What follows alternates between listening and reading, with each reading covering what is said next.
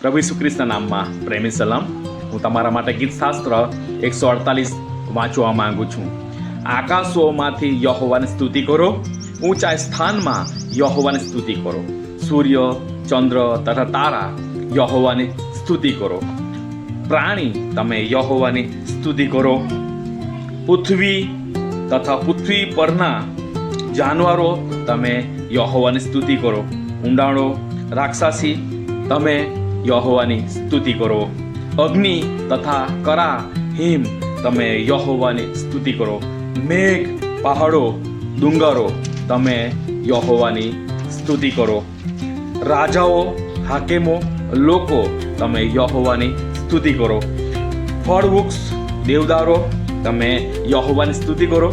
પેટે ચાલનારા જીવજંતુઓ, આકાશમાં ઉડનારા પક્ષીઓ તમે યહોવાની સ્તુતિ કરો. વૃદ્ધો, જુવાનો, કન્યાઓ તમે યહોવાની સ્તુતિ કરો. ન્યાયાધીશો તમે યહોવાની સ્તુતિ કરો. Amen, amen, amen. God bless.